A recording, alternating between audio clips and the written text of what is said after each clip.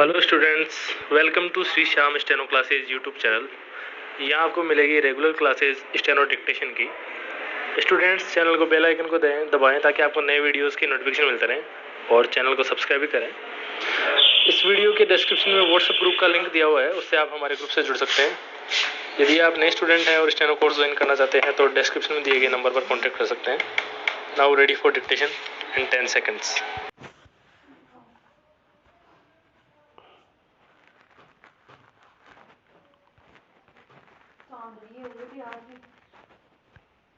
Start.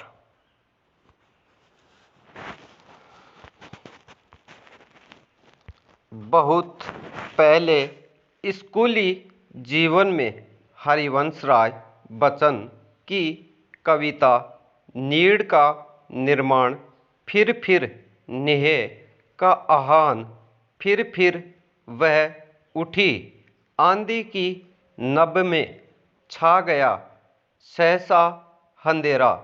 हाय तिनकू से विनिर्मित घोंसलों पर क्या न बीती पड़ा था। विराम। जब इस कविता को शिक्षक ने पढ़ाया था तब वह इतनी समझ नहीं आई थी। विराम। उस वक्त तो सिर्फ यही सोचा था कि अगली कक्षा में जाने के लिए इस कक्षा को उत्तीर्ण करना है, इसलिए परीक्षा के दिनों में कविता को याद कर लिया था। विराम। इसके बाद इस कविता को पढ़ने की जरूरत नहीं समझी। विराम। लेकिन पिछले दिनों जब एक गोरिया को अपना घोंसला बनाते देखा तो इस कविता का उद्देश्य और मर्म समझ में आया था। विराम। अन्यथा तो सिर्फ उत्तीर्ण होने के लिए ही इस कविता के महत्व को समझा गया था। विराम। पैरा। ये सही है कि चाहे मनुष्य हो या फिर पशु पक्षी, सभी को रहने के लिए घर की दरकार महसूस होती है। विराम। सभी तरह के सजीव लोग अपनी अपनी सुरक्षा और सहूलियत के अनुसार मकान या घोंसला का निर्माण करते हैं, लेकिन जब गोरैया को अपने नीड़ के निर्माण करते देखा तो ये सोचने को मजबूर हो गया कि एक पक्षी में इतनी समझ है कि वह एक डिग्रीधारी इंजीनियर को भी पीछे छोड़ देता है। विराम। जमीन पर पड़े सूखे तिनकों को वह गोरैया ऐसे छाट रही थी ताकि मजबूत घोंसला बन सके। विराम। में सुबह के 5 बजे के करीब एक वृक्ष के नीचे करीब पौन घंटे बैठा ये सब कुछ देख रहा था। विराम। इस वृक्ष के नीचे कई सारे तिनके बिखरे पड़े थे। विराम। आकार अलग अलग थे। विराम।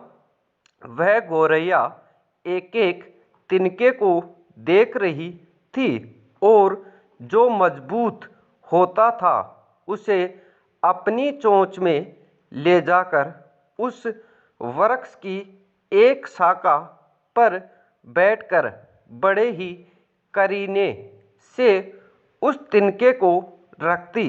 विराम। थोड़ी देर में गोरैया ने नीड़ का निर्माण कर लिया। विराम।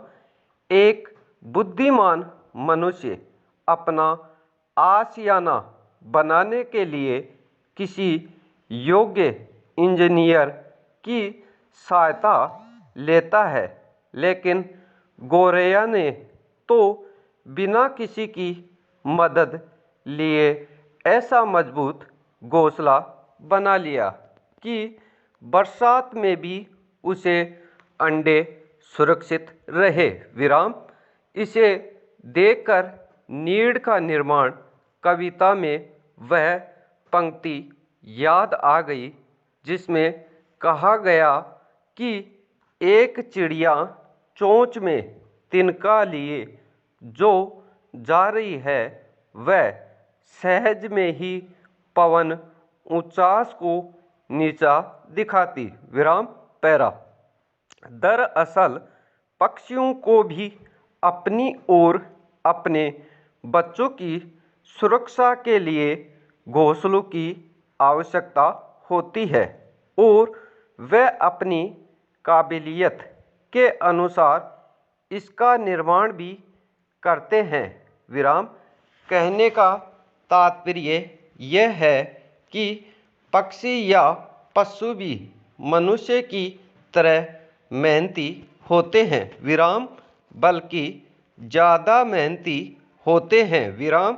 वे चुग्गा चुगने के लिए पोप फटते ही निकल जाते हैं।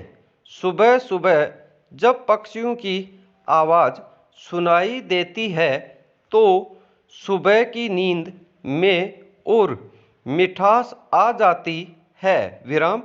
मनुष्य चाहे नींद में से उठने में देरी कर दे, लेकिन कभी देखने या सुनने में ये कभी नहीं आया कि आज पक्षियों को चहचहाट सुनाई नहीं दे रही है। विराम। लेकिन अब शहरों का होता विस्तार और आबादी के साथ बढ़ते शहरों के कारण सबसे पहले वृक्षों का ही सफाया किया जाता है। विराम पैरा। जब पर्यावरण दिवस होता है तो पर्यावरण संरक्षण के लिए कई संकल्प लिए जाते हैं और उन्हें बचाने के लिए योजनाएं भी बनती है। विराम। लेकिन ये सभी योजनाएं सूखे पत्तों की तरह जल्दी ही मिट्टी में घुल मिल जाती है। विराम।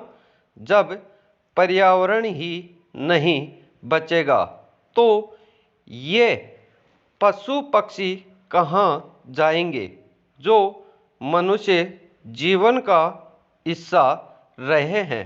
विराम।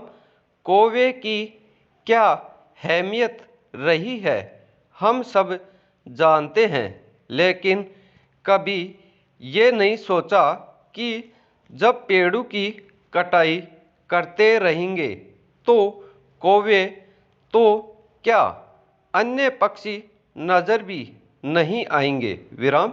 अभी महामारी की वजह से पूर्णबंदी लगी तो मनुष्य घरों में कैद था और सड़कों पर पशु और पक्षी नजर आ रहे थे। विराम। अब पूर्णबंदी खत्म हो रही है तो सड़कों पर वापस केवल मनुष्य ही घूमते दिखने लगे हैं। विराम पैरा।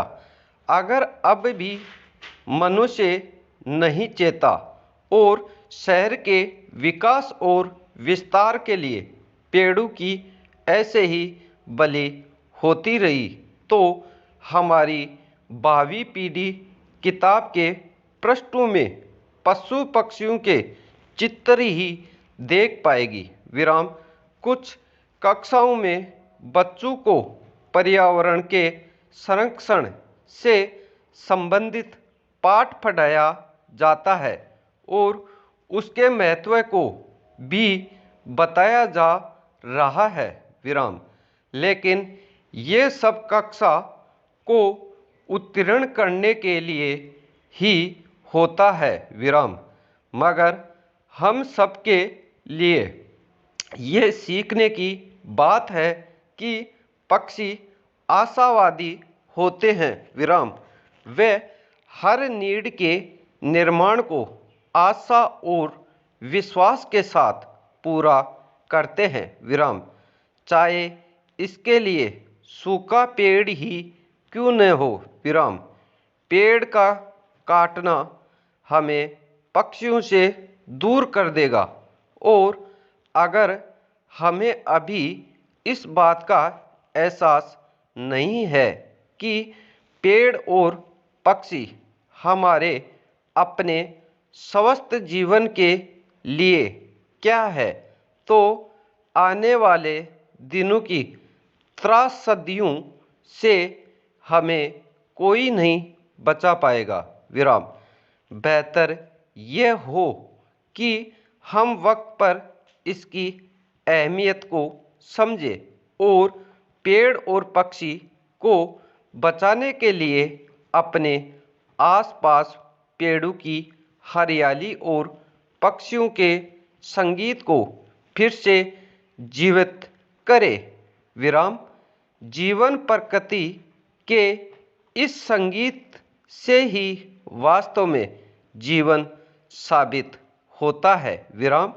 इनके बिना जीवन महज वक्त काटने का जरिया भर रह जाएगा। विराम। स्टॉप।